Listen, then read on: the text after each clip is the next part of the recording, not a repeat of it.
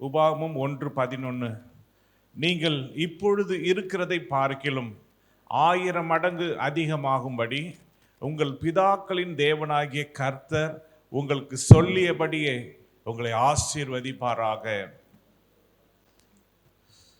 இங்கே தேவன் இஸ்ரவேல் மக்களுக்கு கொடுத்த வாக்குத்தத்தம், இஸ்ரவேல் மக்களுக்கு அவர் சொன்ன வாக்குத்தத்தம் என்று சொல்லும் பொழுது அவர்களுக்காக மட்டும்தான் அதை சொன்னாரா என்றால் இல்லை, நம்ம எல்லாருக்கும் சேர்த்துதான் அவர் சொல்லியிருக்கிறார். இங்கே தேவாதி தேவன் ஒரு வாக்குத்தத்தத்தை தேவ பிள்ளைகளுக்கு கொடுக்கிறதை நாம் பார்க்கிறோம். 1000 மடங்கு அதிகமாகும்படி. அப்படின்னா இப்போ என்ன நிலைமையில நாம் இருக்கிறோம்? இப்ப இருக்கிற நிலைமையை விட 1000 மடங்கு தேவன் ஆசீர்வதிக்கிறேன் அப்படின்னு சொல்றாரு.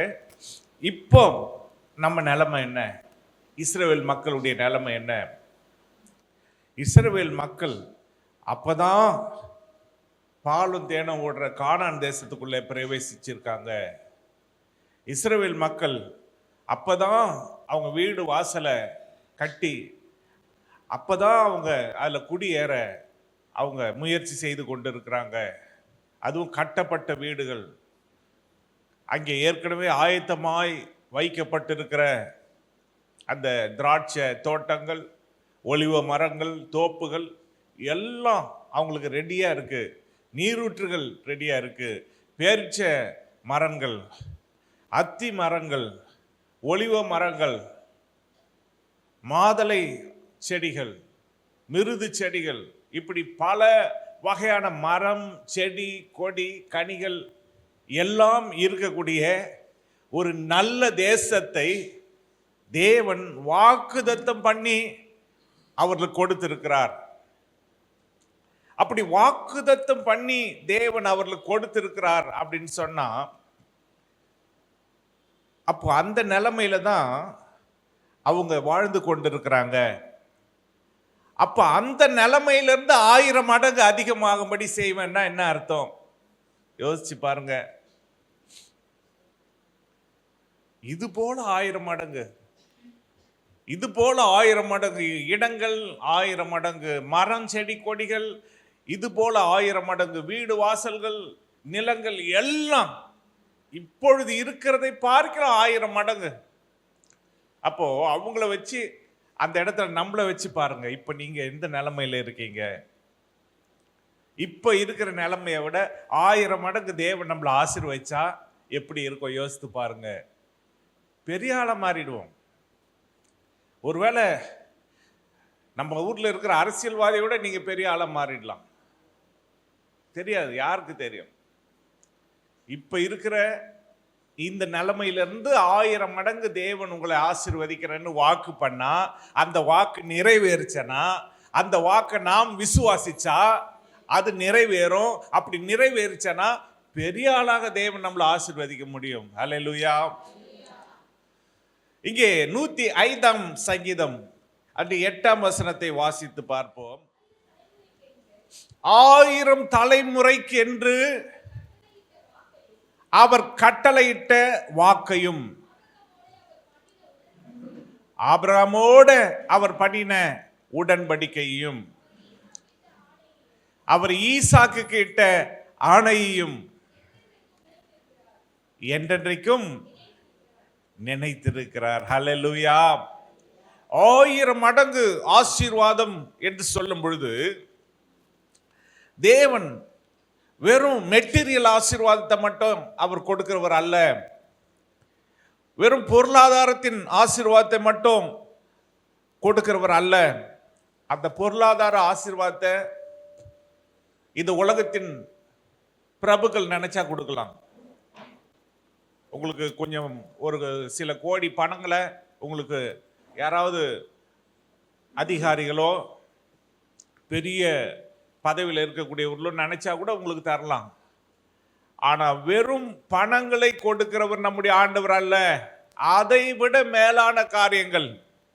அதனாலதான் வேதம் நமக்கு திட்டமாய் தீர்மானமாய் சொல்லுகிறது, 1000 தலைமுறைக்கென்று. மனுஷன் கொடுத்தா ஒரு தலைமுறைக்கு கூட காணாது, உங்களுக்கே காணாது.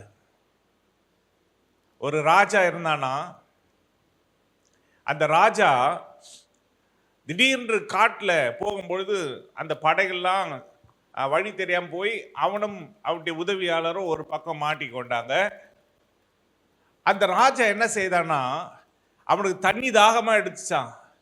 அங்க ஒரு கண்டு தெரியாத ஒரு பிச்சைக்காரன் வந்தானா. அப்ப அந்த ராஜா சொன்னா, இவங்கிட்ட ஒரு வேளை கேட்டு பாருங்க, தண்ணி எங்க இருக்கு, நான் சாக போறேன், தண்ணி வேணும். அப்ப அவன், இவனே கண்ணு தெரியாதவன், பக்கத்துல இருக்கிறவன் சொன்னானா, இவனே கண்ணு தெரியாதவன், இவன் எப்படி நமக்கு தண்ணியை காட்டுவான்? ஆனா அவன்கிட்ட போய் கேட்ட உடனே அவன் 4 திசையில மோந்து மோந்து பார்த்தானா, மூக்கால மோந்து மோந்து பார்த்தானா. பார்த்த பொழுது இந்த சைடு போங்க தண்ணி இருக்கும். அவன் அந்த குளிர்ச்சியான காத்தை மோந்து பார்த்து இந்த பக்கம் தண்ணி இருக்குது அப்படின்னு சொல்லி திசையை காட்டிட்டா.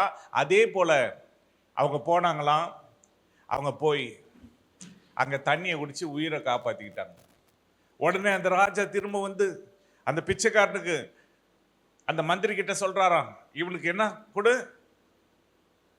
இவனுக்கு சாப்பாடை பிச்சையா கொடு. உடனே அந்த மந்திரி சாப்பாடை ஒரு வேளை பிச்சையா கொடுத்தான்.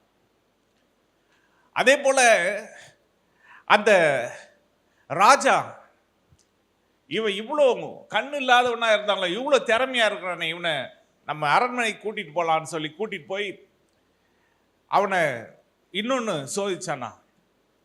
என்னன்னா, அங்க முத்துக்கள் கொண்டு வந்தாங்களாம், விலையேற பெற்ற முத்துக்கள். அதை பார்த்து 3 முத்தை கையில கொடுத்தாங்களாம். இதுல எது நல்ல முத்து?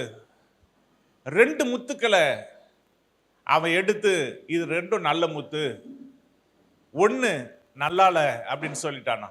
பாருங்க, இதை ஒருத்தர் சொல்லி கொண்டு இருந்தார். அதை தான் உங்களுக்கு நான் சொல்லி கொண்டு இருக்கிறேன்.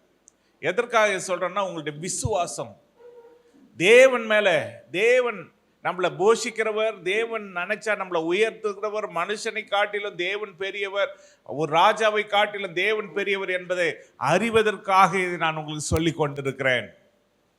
உடனே அந்த சோதிச்சு பார்த்த உடனே அவ சொன்னதுதான் கரெக்ட். 2 முத்துக்கள் நல்ல முத்து, 1 நல்லா இல்லை, அதுல ஏதோ ஓட்டை இருக்கு. அப்புறம் பாராட்டி அவனுக்கு நாளெல்லாம் அவனுக்கு என்ன போடுங்க, பிச்சை போடுங்க, ஆகாரத்தை பிச்சையா போடுங்க அப்படின்னு சொல்லி அந்த ராஜா உத்தரவு போட்டா. அதே போல டெய்லி அவனுக்கு ஆகாரத்தை என்ன செய்யறாங்க, பிச்சையா போடுறாங்க. ஒரு நாள் அந்த ராஜா, இவன் இவ்வளோ இதுவா இருக்கானே, என்னை பத்தி என்ன சொல்றான் பார்க்கலான்னு சொல்லி தன்னை போய் விசாரிச்சானா. நான் யார், நான் எவ்வளோ பெரிய ஆள், நான் எப்படிப்பட்டவன், என்னை பத்தி நீ சொல்லு. அப்போ அவன் சொன்னான், நான் ராஜா, நான் சொன்னா நீங்க கோச்சிப்பீங்க, அதனால நான் சொல்ல மாட்டேன். இல்லை, நான் கோச்சிக்க மாட்டேன், நீ சொல்லு. ரொம்ப கட்டாயப்படுத்தி கேட்டதுனால சொன்னான், நான் ராஜா, நீ ராஜாவே கிடையாது, நீ ஒரு பிச்சைக்காரன். அப்படி சொன்ன உடனே, என்ன நீ இப்படி சொல்லிட்ட, நீங்க வேணா உங்க அப்பா அம்மா கிட்ட போய் கேட்டு பாருங்க. அதே போல அவங்க அப்பா அம்மா கிட்ட அந்த ராஜா ஓடி போய் கேட்டானா, என்ன இந்த ஒரு குருட பிச்சைக்காரன் சொல்லிட்டான். அப்ப அவங்க சொன்னாங்களா, ஆமாண்டா நீ பிச்சைக்காரன் தான், எங்களுக்கு எப்பவும் பெண் பிள்ளைங்களா பிறந்துட்டு இருந்துச்சு, ஆண் வாரிசே இல்லை. அந்த நேரத்தில் தான் ஒரு பிச்சைக்காரன் வீட்டு பையனை எடுத்து நாங்க வளர்த்து இப்ப இன்னைக்கு உன்னை ராஜாவை ஆக்கி இருக்கிறாங்க.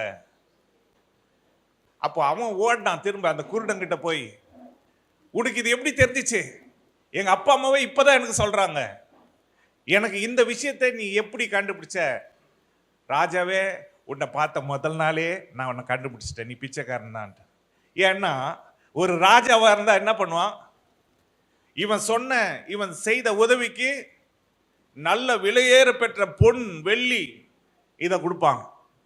ஆனா அவன் பிச்சைக்காரனா இருந்ததுனால பிச்சை சாப்பாடு கொடுன்னா, அதை வச்சு அவன் கண்டுபிடிச்சிட்டான். இன்னைக்கு மனுஷன் இப்படிதான், மனுஷன் அவனுடைய சுபாவத்துக்கு ஏற்றபடிதான் அவன் செய்வான். அவன் பெரிய ஆளா இருந்தா அதுக்கு ஏற்ற மாதிரி அவன் செய்வான். அவனே பிச்சைக்காரனா இருந்தா அவனுடைய தகுதிக்கு ஏற்றபடிதான் அவன் செய்வான். ஆனா தேவன் அப்படி கிடையாது. அவர் நித்திய வாசியாய், அவர் சாகாமை உடையவராய் இருக்கிறதுனால வெறும் காசு பணத்தை மட்டும் கொடுக்க அவர் முடியும், அதையும் கொடுக்கிறார். அதோடு அவர் நிறுத்தாம, இங்க வேதம் நமக்கு திட்டமும் தீர்வுமாய் சொல்கிறது, 1000 தலைமுறைக்கு என்று, ஒரு மனுஷனுக்கு 1000 தலைமுறைக்கு கட்டளையிட்ட வாக்கையும் ஆபிரகாமோட அவர் பண்ணின உடன்படிக்கையையும் இன்னைக்கு இஸ்ரவேல் மக்களுக்கு உபாகமத்தில் கொடுக்கப்பட்ட வாக்கு தத்தம் அன்னைக்கு தான் கொடுத்தது கிடையாது. எப்ப கொடுத்தது? ஆபிரகாம் காலத்திலேயே கொடுத்தது. ஹல்லேலூயா. ஆபிரகாம் உடைய காலத்திலேயே தேவன் கொடுத்த 1000 தலைமுறைக்கென்று அவர் கட்டளையிட்ட வாக்கையும் ஆபிரகாமோட அவர் பண்ணின உடன்படிக்கையும் 9ஆம் வசனத்துல அவர் ஈசாக்குக்கு இட்ட ஆணையையும் என்றென்றைக்கும் நினைத்திருக்கிறார். அதே போல 10ஆம் வசனத்துல அதை யாக்கோபுக்கு பிரமாணமாகவும் இஸ்ரவேலுக்கு நித்திய உடன்படிக்கையாகவும் உறுதிப்படுத்தி உங்கள் சுதந்திர பாகமான கானான் தேசத்தை உனக்கு தருவேன் என்றார். ஹல்லேலூயா. எப்போ இந்த வாக்குத்தத்தத்தை அவர் சொன்னார்? 12ஆம் வசனத்தில், அக்காலத்தில் அவர்கள் கொஞ்ச தொகைக்குட்பட்ட சொற்ப ஜனங்களும் பரதேசிகளுமாய் இருந்தார்கள். ஹல்லேலூயா. இவங்க பரதேசியா இருக்கும் பொழுது தேவன் கொடுத்த வாக்குத்தத்தம், இவங்க சொற்ப ஜனமா இருக்கும் பொழுது தேவன் கொடுத்த வாக்குத்தத்தம், அது அந்த வாக்குத்தத்தம் நிறைவேறி அவங்க 1000 10,000 அவர்கள் மாறுவதற்கு அது உதவியா இருந்தது. உதாரணத்துக்கு, அங்கே சவுல் ராஜாவாய் இருந்த பொழுது, சவுல் அவன் ஒரு பிசாசு பிடித்த ஒரு மனுஷனாய் இருந்தான். அசுத்த ஆவி அவனிடத்துல வந்தது. அப்படி அசுத்த ஆவி அவனை அடிக்கடிக்கு அவனை அலகடிச்சு அவனை ரொம்ப, ஏன்னா அவன் தேவனுக்கு பிரிய இல்லாமல் இருந்தபடினாலே, தேவனுக்கு பிரியமாய் நடக்காததுனால, தேவனுடைய கட்டளையை அவன் மீறி நடந்ததுனாலே ஒரு பொல்லாத ஆவி அவனை கலங்கடித்து கொண்டு இருந்தது.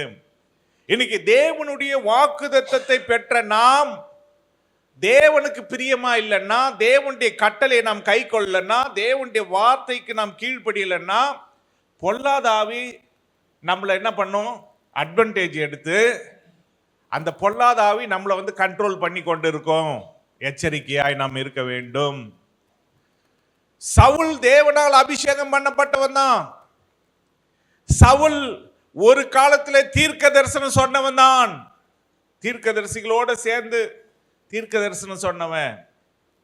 ஆனா எப்போ நீ அமலேக்கியரை நீ மடங்கடிக்க வேண்டும், நீ முதல் தரம் 2ஆம் தரம் அப்படிப்பட்ட எதுவா இருந்தாலும், மிருக ஜீவன்களா இருந்தாலும் மனிதர்களா இருந்தாலும் எல்லாவற்றையும் நீ சங்கரிக்க வேண்டும் அப்படின்னு சொல்லும் பொழுது அவன் ஆசைப்பட்டு, ஏன்னா அவனுடைய நிலைமை முன்னாலேயே தெரிஞ்சு போச்சு. எப்படின்னா, அவன் ஆசைப்பட்டு முதல் தரமான ஆடு மாடுகள், முதல் தரமான மனுஷர்கள், பொருட்கள் எல்லாத்தையும் கொண்டு மறைச்சு வச்சுட்டான், சாமுவேல் தீர்க்கதரிசிக்கு தெரியாம. எப்படி அவனை பத்தி தெரிஞ்சு போச்சுன்னா, ஒரு கழுதைக்காக நாடு நாடா தெரிஞ்சவன் தானே அவன். ஹல்லேலூயா. அந்த ஒரு கழுதையை கண்டுபிடிக்கிறதுக்காக எத்தனையோ நாடுக்கு போனவன் இத்தனை மிருக ஜீவன் கிடைச்ச உடனே விடுவானா? அதான் ரகசியமா கொண்டு சேர்த்து வச்சுட்டான். அவனை ஆண்டவர் ராஜாவாக்குன உடனே அவன் சுபாவம் மாற வேண்டாமா? இன்னைக்கு தேவன் நம்மள ராஜாக்களும் ஆசாரியர்களுமாய் மாற்றி இருக்கிறார்னா நம்முடைய சுபாவம் மாற வேண்டாமா? இன்னும் நம்ம பிச்சைக்காரர்களாகவே இருந்தா எப்படி? இன்னும் நம்ம பழைய பாவத்திலேயே, பழைய அக்கிரமத்திலேயே நாம் இருந்தா எப்படி? மாற வேண்டும். அல்லேலூயா. இங்கே ஆண்டவராகிய தேவன் 1000 தலைமுறைக்கு ஆசீர்வாதத்தை கொடுப்பேன் என்று அவர் வாக்குத்தத்தம் பண்ணினார். அவர் வாக்குத்தத்தம் பண்ணி அந்த வாக்குத்தத்தத்தை தம்முடைய பிள்ளைகள் காலத்தில் அவர் நிறைவேற்றுகிறார். அப்பொழுது நிறைவேற்ற தொடங்கின ஆண்டவர் இந்த நாள் வரைக்கும், இந்த நிமிஷம் வரைக்கும் அதை நிறைவேற்றி கொண்டே இருக்கிறார். ஏன்னா ஆபிரகாமுக்கு அப்புறம் ஈசாக்கு, யாக்கோபு, யோசேப்பு, அவங்க பிள்ளைங்க, இப்ப அவங்க எல்லாம் இல்லை. இப்ப யார் இருக்கிறது? நாம தான் இருக்கிறோம். நாம தான். நமக்கு அந்த வாக்குத்தத்தம் தலைமுறையா ஆண்டவர் ஆபிரகாமுக்கு கொடுத்த வாக்குத்தத்தம் அப்படியே இப்ப நமக்கு அப்புறம் நம்ம பிள்ளைங்க, பேர பிள்ளைங்க அப்படியே போய்கொண்டே இருக்கும். ஹல்லேலூயா. அந்த வாக்குத்தத்தத்தை தான் ஆண்டவர் நமக்கு கொடுத்திருக்கிறார். அந்த வாக்குத்தத்தத்தை பெற்றவங்க தான் நாம. வேதம் நமக்கு சொல்லுகிறது, இந்த 1000 மடங்கு ஆசீர்வாதத்தை பெறதுன்றது சாதாரண விஷயம் கிடையாது. அது 1000 மடங்கு ஆசீர்வாதத்தை பெறுவதற்கு கொஞ்சம் தகுதி வேணும். அந்த தகுதியை மட்டும் நான் சொல்ல போறேன். என்னன்னா, எப்படிப்பட்ட தகுதி வேணும்? தாவீதை 1000 பேருக்கு அதிபதியாக சவுல் மாற்றினான்.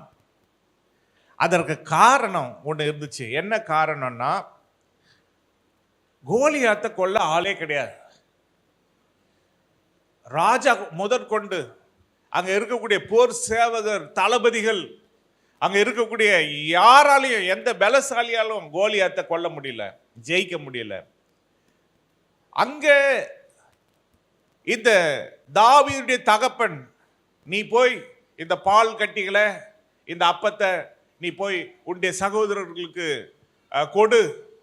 அதாவது அங்க 1000 பேருக்கு அதிபதி இருப்பார். அவர் கையில போய் இதை கொடுத்துட்டு, உன் சகோதரர்களுடைய நிலத்தை நீ விசாரிச்சுட்டு வா. சும்மா சாதா ஆள்கிட்ட கொடுத்தா என்ன பண்ணுவாங்க? அவங்களே எடுத்து சாப்பிட்டுருவாங்க. இப்போ நீங்க ஒரு இடத்துக்கு போறீங்க, ஒரு ஆபீஸுக்கு போறீங்க, சாதாரண ஒரு ஆள்கிட்ட ஏதோ கொஞ்சம் காசு கொடுக்குறீங்க வேலை ஆகணும்னு. அவனே சாப்பிட்டுட்டு அடுத்த நேரம் திரும்ப கை நீட்டுவா. அதே முக்கியமான ஆளை பார்த்து வேலையை முடிச்சா அது நடக்கும். சாதா ஆள்கிட்ட கொடுத்தா, அது போல இங்க சாதா ஆள்கிட்ட போய் கொடுக்க சொல்ல, 1000 பேருக்கு அதிபதி கிட்ட போய் இந்த பொருட்களை கொடுத்துட்டு, உங்க சகோதரர் எப்படி இருக்கிறாங்க நலம் விசாரிச்சுட்டு பதில் கேட்டுக்கிட்டு வா. ஏன்னா சாதா ஆள்கிட்ட கேட்டா தெரியாது. அதே போல 1000 பேருக்கு அதிபதி கிட்ட போய் கேட்கறதுக்காக போகும்பொழுது அங்க கோலியாத்துக்கும் இஸ்ரவேல் மக்களுக்கும் பெரிய சண்டை நடக்க, அவன் தான் மிரட்டின்னு இருக்கிறான், இவங்க வாயை மூடிட்டு இருக்காங்க. அவன் தேவனை நிந்திக்கிறான், ராஜாவை நிந்திக்கிறான், ஜனத்தை நிந்திக்கிறான். ஒருத்தங்க கூட இல்லையா. இவன் ஒரு சின்ன பையன், ஆனா தேவனால் அபிஷேகிக்கப்பட்ட, தேவனால் தெரிந்து கொள்ளப்பட்ட ஒரு சின்ன பையன். அல்லேலூயா. இன்னைக்கு நீங்களும் நானும் தேவனால் அபிஷேகிக்கப்பட்ட, தேவனால் தெரிந்து கொள்ளப்பட்ட ஒரு சின்ன பையனா இருந்தாலும் பரவாயில்ல, ஒரு சின்ன பொண்ணா இருந்தாலும் பரவாயில்ல, பெரிய ஆட்களை கூட எதிர்த்து நம்மளால ஜெயிக்க முடியும். அல்லேலூயா. தேவன் மட்டும் நம்ம பக்கம் இருந்தா, நம் வாக்குத்தத்தத்தை பெற்றவங்களா இருந்தா, இன்னைக்கு அந்த வாக்குத்தத்தத்தை தான் தேவன் நமக்கு கொடுக்கிறார். 1000 மடங்கு நான் உன்னை ஆசீர்வதிக்க போகிறேன். நீங்க யாரை பார்த்தும் பயப்பட வேண்டாம். உங்களையே ஆண்டவர் 1000 மடங்கு ஆசீர்வதிக்க போகிறார், இப்பொழுது இருக்கிறத காட்டிலும். அப்போ அந்த தாவீது, இவன் ஒரு முறை நான் கரடியை கொன்னேன், ஒரு முறை ஒரு சிங்கத்தை கொன்னேன், அதனால இந்த கோலியாத்தையை நான் கொல்லுவேன் அப்படின்னு சொல்லி அந்த ராஜா, சவுல் ராஜா கிட்ட வாக்கு கொடுக்கிறான். அப்படியா, சரி இந்த என் ட்ரெஸ்ஸை போட்டுன்னு போ. அந்த ட்ரெஸ்ஸை அவனால் தூக்க கூட முடியல. இதெல்லாம் வேணாம் ராஜான்னு கழட்டி போட்டுட்டு, ஒரு உண்டிகோல், நம்ம ஊர்ல உங்களுக்கு புரியணும்னா உண்டிகோல்னு வச்சுங்க, அது மாதிரி ஒரு இது கவன், அதை 5 குழாங்கள் எடுத்து அடப்பை, ஆடு மேய்க்கிற ஒரு பை, அதில் போட்டுக்கிட்டு அந்த இது எடுத்துக்கிட்டு ஒரே கல்லை எடுத்து அடிச்சான் பாருங்க கோலியாத்தை. கோலியாத்து ஃப்ளாட்டா கீழே விழுந்துட்டான். ஹல்லேலூயா. சத்துரு கீழே விழுந்துட்டான். அப்போ தாவீதுக்கு ஒரு பட்டம். என்ன பட்டம்னா, சவுல் கொன்றது 1000, தாவீது கொன்றது 10000. 10000ன்னா 10000. அப்ப சவுலுக்கு ஒரே கோபம், ஒரு பக்கம் கோபம், ஒரு பக்கம் பயம். என்னடா இது, எனக்கு 1000, அவனுக்கு 10000மா? இவன் சின்ன பையன், நான் ராஜா, எனக்கு 1000, இவனுக்கு 10,000 அப்படின்னு சொல்லி அவன் வந்து எரிச்சல் அடைஞ்சிட்டான். அப்படிப்பட்ட எரிச்சல் அவனுக்கு வந்த உடனே அந்த எரிச்சலின் ஆவி அவனுக்குள்ள புகுந்துருது. இன்னைக்கு நிறைய பேருடைய வாழ்க்கையில மற்றவங்க நல்லா இருந்தா நம்ம எரிச்சல் படவே கூடாது. அல்லேலூயா. மற்றவங்க ஆசீர்வாதமா இருக்கிறாங்களா, அதை பார்த்து பரவாயில்ல, நீங்க ஆசீர்வாதமா இருக்கிறாங்களா, நாளைக்கு நான் கூட ஆசீர்வாதமா இருப்பேன், என் தேவன் என்னை ஆசீர்வதிப்பார் அப்படின்னா நம்மள என்ன பண்ணணும், நம்ம எரிச்சல் படக்கூடாது. அவங்கள மட்டும் ஆசீர்வதிச்சிட்டாரா ஆண்டவர், என்ன ஆசீர்வதிக்கலையா, அவங்க மட்டும் உயர்ந்துட்டாங்களா, நான் உயர்லையா அப்படின்னு எரிச்சல் பட்டா எரிச்சலின் ஆவிதான் வந்துடும். இப்படி இவன் சவுல் எரிச்சல் பட்டதுனால ஒரு பொல்லாத ஆவி அவனை வந்து கலங்கடித்தது. அந்த நேரத்துல தான் 17ஆம் வசனம், 1 சாமுவேல் 16ஆம் அதிகாரம் 17ஆம் வசனத்திலிருந்து நான் உங்களுக்காக வாசிக்கிறேன். சவுல் தன் ஊழியக்காரரை பார்த்து, நன்றாய் வாசிக்கத்தக்க ஒருவனை தேடி என்னிடத்தில் கொண்டு வாருங்கள் என்றான். அப்பொழுது அந்த வேலைக்காரரில் ஒருவன் பிரதியுத்தரமாக, இதோ பெத்லகேமியனாகிய ஈசாயின் குமாரன் ஒருவனை கண்டிருக்கிறேன், அவன் வாசிப்பதில் தேறினவன். இப்போ தாவீதுடைய குணங்களை பாருங்க, அவனுடைய திறமைகளை பாருங்க. வாசிப்பதில் தேறினவன் அவன், 2வது பராக்கிரமசாலி, 3வது யுத்த வீரன், 4வது காரிய சமர்த்தன், 5வது சௌந்தரியம் உள்ளவன், 6வது கர்த்தர் அவனோட கூட இருக்கிறார் என்றான். அல்லேலூயா. இதுக்கு மேல என்ன குவாலிட்டி வேணும்? ஒன்னே போதும், கர்த்தர் அவனோட கூட இருக்கிறாரு என்ற அந்த ஒரு தகுதியே போதும். கர்த்தர் மட்டும் நம்மளோட கூட இருந்தா வேற எந்த தகுதியுமே தேவையில்லை. ஆனா இத்தனை தகுதி தாவீதுக்கு இருந்ததுனால இவனை கூப்பிட்டு அனுப்புறாங்க. இவன் போய் அந்த பொல்லாதாவி எப்பெல்லாம் வருதோ அப்பெல்லாம் இவன் என்ன பண்ணுவான், இவன் ஆண்டவரை துதிப்பான், அந்த இசைக்கருவியை மீட்டுவான். உடனே அந்த அசுத்தாவி, பொல்லாதாவி சவுலை விட்டு போயிடும், சவுல் சுகம் அடைஞ்சிருவார். அதனால சவுலுக்கு ஒரு சந்தோஷம், இவனை ரொம்ப நேசிச்சாரு. நேசிச்சு சவுல் தாவீதை என்ன பண்ணிட்டாருன்னா தன்னுடைய ஆயுததாரியாக மாற்றிட்டார். இதுதான் முதல் ஆசீர்வாதம். ஆயுதத்தை, அதாவது சவுலுடைய பட்டயத்தை சுமக்கிறவன். வெளிநாட்டுல எல்லாம் பார்த்தீங்கன்னா பெரிய பெரிய பாஸ்டருங்க இருப்பாங்க. அந்த பாஸ்டருங்க இருக்கும்பொழுது அவங்களுடைய பைபிளை இன்னொருத்தர் தூக்கிட்டு வருவார். சில நேரத்தில் நாங்கள்லாம் போனால், pastor I will be your, அதாவது பைபிள் பேரியர், நான் உங்கள் வேதத்தை சுமக்கிறேன், நான் உங்கள் ஆயுததாரியாக இருக்கிறேன்பாங்க. வேணாம் நானே சுமந்துக்கிறேன் அப்படின்னு பைபிளை யாருக்கிட்டையும் கொடுக்க மாட்டேன். பாருங்க, சிலர் அப்படி பைபிளை சுமக்க ஒருத்தர் வச்சிருப்பாங்க. ஆனா இங்க அந்த சவுலுக்கு தன் ஆயுதத்தை சுமக்க தாவீதை வச்சாங்க. தாவீது கர்த்தர் அவனோட கூட இருந்ததுனால நாளுக்கு நாள் விருத்தி அடைஞ்சான். ஹல்லேலூயா. இன்னைக்கு கர்த்தர் நம்மளோட கூட இருந்தா நாளுக்கு நாள் நம்ம என்ன ஆயிவோம், விருத்தி அடைவோம். நாளுக்கு நாள் நம்முடைய வாழ்க்கையில வெற்றி, நாளுக்கு நாள் அந்த 1000 தலைமுறை ஆசீர்வாதம் இருக்கு பார்த்தீங்களா, அது என்ன ஆகும், வந்து சேர்ந்துக்கிட்டே இருக்கும். ஹல்லேலூயா. 1000 தலைமுறை ஆசீர்வாதம் நம்ம வாழ்க்கையில வந்துகிட்டே இருக்கும். ஒன்று மேல ஒன்று, ஒன்று மேல ஒன்று. என்னடா இது அதிசயமா இருக்கு அப்படின்னு நீங்க நினைப்பீங்க. ஆசீர்வாதங்கள் பாட்டுக்கு வந்து வந்து சேர்ந்துகிட்டே இருக்கும். ஹல்லேலூயா, ஹல்லேலூயா. இங்க விசுவாசிங்க. நீங்க ஆசீர்வாதத்தை ஆண்டவர் கொடுக்கிற நேரத்தில் நீங்க எங்கேயோ பார்த்துட்டு இருக்கீங்களே, 1000 ஆசீர்வாதம் உங்களுக்கு கிடைக்குமா வேண்டாமா? 1000 ஆசீர்வாதம் மட்டும் இல்ல, 1000 தலைமுறைக்கு. சிலர் சொல்லுவாங்க, ஒரு சிலருடைய சொத்தை வச்சு இவங்க உட்கார்ந்து 10 தலைமுறைக்கு சாப்பிடலாம் சொல்றாங்களா இல்லையா? அவ்வளவு சொத்து இருக்குங்க. ஆனா ஆண்டவர் ஆசீர்வதிச்சா 1000 தலைமுறை. ஏன்னா அவர் பெரியவர், அவர் ராஜாதி ராஜா, வானத்தை உண்டாக்கினவர், பூமியை உண்டாக்கினவர், அந்த சராசரங்களை உண்டாக்கினவர். எல்லா பொண்ணும் அவருடையது, எல்லா வெள்ளியும் அவருடையது. அதனாலதான் அது விலை ஏறிக்கினே இருக்கு. அதை மனுஷன் போய் வாங்கறதுக்கே முடியல, ஏன்னா அவருது அது. அதனால அது விலை ஏறிக்கிட்டே போயின்னு இருக்கு. போய் வாங்க நினைக்கிறான், இன்னும் விலை ஏறுது. போய் எட்டி எட்டி பிடிக்க பார்க்கறான். ஏன்னா சகல பொண்ணும் அவரது, சகல வெள்ளியும் அவரது.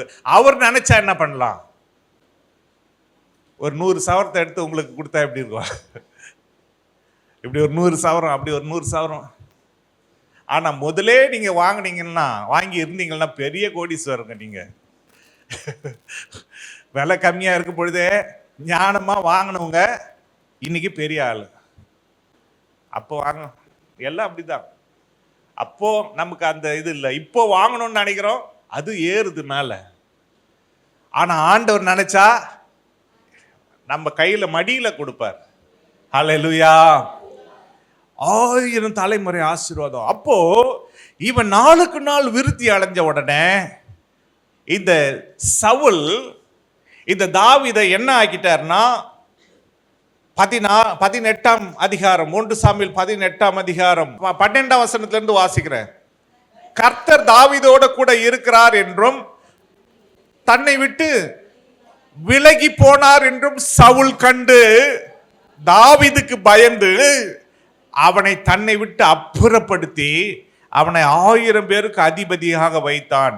அப்படியே அவன் ஜனத்திற்கு முன்பாக போக்குவரத்துமாய் இருந்தான். தாவீது தன் செய்கைகளிலெல்லாம் புத்திமானாய் நடந்தான். கர்த்தர் அவனோட கூட இருந்தார். ஹல்லேலூயா. தாவீது மகா புத்திமானாய் இருந்தான். ஏன்னா அவனோடு கூட கர்த்தர் இருக்கிறாரு. அப்படி அவனோடு கூட கர்த்தர் இருந்ததுனால அவனை இந்த சவுல் 1000 பேருக்கு அதிபதியா மாத்திட்டாரு. 1000 பேருக்கு அதிபதினா 1000 பேர் இப்போ யார் கையில இருக்காங்க? தாவீதுக்கு கீழே. தாவீது எல்லாம் இந்த ஆத்துல குதிங்கடான்னா 1000 பேரும் குதிக்கணும். தாவீது வார்த்தைக்கு அப்படி கீழ்ப்படியணும். அப்படி 1000 பேருக்கு தாவீது இப்ப அதிபதி. அப்போ இதுதான் 1000 மடங்கு ஆசீர்வாதமா? யோசித்து பாருங்க. ஒரு ஆடு மேய்க்கிற பையனை 1000 பேருக்கு அதிபதியா மாத்தி படிப்படியா அந்த தேசத்துக்கே ராஜாவா ஆக்கினார்னா, நம்முடைய தேவன் வார்த்தையில சுத்தமுள்ள தேவன், வார்த்தையில உண்மையுள்ள தேவன். வார்த்தையை விசுவாசிக்கிறவங்களுக்கு அதை நடப்பித்து காண்பிக்கிற தேவன். இன்னைக்கு நீங்க எந்த நிலைமையில இருந்தாலும் இந்த நிலைமையிலிருந்து 1000 மடங்கு உங்களுக்கு ஆசீர்வாதத்தை தருவேன் என்று ஆண்டவராகிய தேவன் வாக்குத்தத்தம் பண்ணுகிறார். வாக்குத்தத்தம் பண்ணுகிற தேவன் உண்மை உள்ளவர், அப்படியே செய்வார். ஆனா அதுக்கு நமக்கு தகுதி வேணும். தாவீது புத்திமான், அவனுடைய தகுதியை பார்த்தோம். ஒரு 5 தகுதி 6 தகுதி. பராக்கிரமசாலி, புத்திமானா இருந்தான், கர்த்தர் அவனோட கூட இருக்கிறாரு, அவன் காரிய சம்பந்தனா இருந்தான், சௌந்தரியம் உள்ளவனா இருந்தான். இதெல்லாம் அவனுக்கு இருந்த தகுதி அந்த 1000 ஆசீர்வாதத்தை பெறுவதற்கு. இந்த உலகத்துல இப்படி 1000 ஆசீர்வாதங்களை, 1000 மடங்கு ஆசீர்வாதங்களை பெறுவதற்கு ஒரு தாவீதுக்கு சில தகுதிகள் வேண்டும். அப்படின்னா நமக்கும் ஒரு சில தகுதிகள் வேணுமா வேணாமா? அவசியம் வேணும். அந்த தகுதிகள் இருந்தால் தான் ஆண்டவர் ஆசீர்வதிச்சுப்பார். ஒன்றும் இல்லை, ஒரு விலையேற பெற்ற ஒரு கார் இருக்கு. அந்த காரை ஒருத்தர் போய் வாங்கணும்னா எல்லாரும் போய் வாங்க முடியாது. அந்த காரை போய் வாங்கணும்னா அவங்க சொத்தை, எவ்வளோ சொத்து இருக்கு அவங்களுக்கு, அதை போய் காட்டணும். சொத்து இருந்தால் மட்டும் போதாது, அந்த காரை நிறுத்துறதுக்கு இடம் இருக்கா, அது அவங்களுக்காக வாங்க முடியுமா, அவ்வளோ பணம், அத்தனை கோடி அவங்க கையில் இருக்கா, அந்த இடம், அந்த காரை நிறுத்தி பராமரிக்கிற அளவுக்கு அவங்களுக்கு அந்த இடம் இருக்கா, இதெல்லாம் பார்த்தா தான் அந்த குறிப்பிட்ட ஒரு காரை அவங்களால வாங்க முடியும். ஒரு காருக்கே எப்படின்னா, நம்ம 1000 மடங்கு ஆசீர்வாதத்தை பெறணும்னா நாம் பரிசுத்தமாக இருக்க வேண்டும், நாம் அதுக்கு தகுதி உள்ளவங்களா இருக்க வேண்டும். நாம் ஒரு பாத்திரத்தில் ஒரு சாப்பாடை போட்டோம்னா கூட அந்த பாத்திரத்தை நம்ம என்ன பண்ணுறோம், சுத்தப்படுத்தி தான் வாங்குறோம். நாங்கள் ஹோட்டலில் போய் சாப்பிட்டா அவனே ஒரு டிஷ்யூ பேப்பரை வச்சு தொடச்சி தான் கொடுப்பான். ஆனால் அதுக்கு மேலே நாங்கள் ஒரு டிஷ்யூ பேப்பரை எடுத்து என்ன பண்ணுவோம், நாங்களும் துடைப்போம். தொடச்சி அதை சுத்தம் பண்ணி அதுக்கப்புறம் தான் அதில் சாப்பாடு போடுவோம். அப்படின்னா ஒரு பாத்திரமே சுத்தமாக இருக்கணும்னா, இன்னைக்கு 1000 தலைமுறை ஆசீர்வாதத்தை நாம் பெறணும்னா நாம ஒரு பாத்திரம், நாம் சுத்தமாக இருக்கணும் இல்லையா? நாம ஆண்டவருடைய சமூகத்தில் நம்மளை தாழ்த்தி, நம்மளை பரிசுத்தப்படுத்தி, நம்மளை சுத்திகரித்து, நம்மளை கழுவி, அப்படி நம்மளை பரிசுத்தப்படுத்தினாதான் இந்த பாத்திரத்துல 1000 மடங்கு ஆசீர்வாதத்தை தேவன் தர முடியும். இல்லைன்னா அது ஓட்டச்சலமா இருக்கிற ஒரு பாத்திரமா இருந்தா அதுல ஊத்துற என்ன போயிடும், ஒழுகி போயிடும். ஒரு ஓட்டை சொம்பு இருக்கு, அதில் ஏதோ முக்கியமானதை நீங்க ஊத்தி வைக்கிறீங்க, நீங்க பார்க்கறதுக்குள்ள எல்லாம் கீழே போயிட்டு இருக்கோம், ஒண்ணுமே இருக்காது. அது மாதிரி இருந்துடக்கூடாது. எங்கெங்க ஓட்டை இருக்கோ அதெல்லாம் ஆண்டவருடைய சமூகத்தில், அப்பா என் பாவங்களை மன்னியும், என் ஓட்டையை அடையும், என்னை சுத்திகரியும், என்னை கழுவும் அப்படின்னு சொல்லி நம்ம ஆண்டவருடைய சமூகத்தில் பரிசுத்தப்படுத்தும் பொழுது தேவன் நமக்கு 1000 மடங்கு ஆசீர்வாதங்களை நமக்கு தருவார். ஹல்லேலூயா. நம் கண்களை மூடி தேவனை நோக்கி நாம் ஜெபம் பண்ணிப்பா, நாம் ஆண்டவருடைய ஆசீர்வாதத்தை பெற்றுக்கொள்ளலாமா? ஹல்லேலூயா. அப்பா, எங்கள் பரிசுத்த பிதாவே, உம்மை நன்றி உள்ள இருதயத்தோடு நாங்கள் துதிக்கிறோம், உம்மை ஸ்தோத்திரிக்கிறோம். எங்களுக்கு 1000 மடங்கு ஆசீர்வாதத்தை தருகிற எங்கள் தேவனாகிய கர்த்தாவே, எங்கள் முற்பிதாக்கள் ஆபிரகாம், ஈசாக்கு, யாக்கோபு, யோசேப்பு என்பவர்களை நினைத்தருளினீரே. அவருடைய பிள்ளைகளாகிய இஸ்ரவேல் மக்களுக்கு இப்பொழுது இருக்கிறதை பார்க்கலாம் 1000 மடங்கு ஆசீர்வாதத்தை தருவேன் என்று வாக்குத்தத்தம் பண்ணி, அவங்க முற்பிதாக்களுக்கு வாக்குத்தத்தம் பண்ணி அதை பிள்ளைகளுக்கு நீர் நிறைவேற்றி கொடுத்தீரே. அவங்களுடைய பிள்ளைகளை தான் நாங்களும். ஏன்னா இயேசுவே, உம்மாலே நாங்கள் ஆபிரகாமின் பிள்ளைகளாய் மாறிவிட்டோம். ஆகவே நீர் ஆபிரகாமுக்கும் ஆபிரகாமின் சந்ததிக்கும் கொடுத்த அத்தனை ஆசீர்வாதமும் இன்னைக்கு எங்களுக்கும் சொந்தம். ஏன்னா நீர் எங்கள் தகப்பனாய் இருக்கிறதுனால. இயேசுவே, இந்த நாளிலே உம்மை நோக்கி பார்க்கிற எல்லாருடைய இருதயங்களை நீர் அந்த ஆசீர்வாதங்களை பெற்றுக் கொள்வதற்கு அவர்களை தகுதிப்படுத்தும், எங்களை தகுதிப்படுத்தும், எங்களை கழுவும், எங்களை சுத்திகரியும், எங்களை பரிசுத்தப்படுத்தும். ஒரு சுத்தமான பாத்திரமாக, உம்முடைய ஆசீர்வாதங்களை பெற்றுக் கொள்ளுகிற பாத்திரமாக எங்களை மாற்றும் ஐயா. அப்பா பிதாவே, இந்த நாளில் இதை பார்க்கிற ஆண்டவரே, ஒவ்வொரு தேவ பிள்ளைகளை நீர் ஆசீர்வதியும். இன்னைக்கு இப்படி ஆலயத்துக்கு வந்திருக்கிற ஒவ்வொரு தேவ பிள்ளைகளை நீர் ஆசீர்வதியும். உமக்கே நாங்கள் மகிமை செலுத்துகிறோம். மீட்பர் இயேசு கிறிஸ்து நாமத்தில் ஜெபிக்கிறோம் எங்கள் பரிசுத்த பிதாவே. ஆமென், ஆமென்.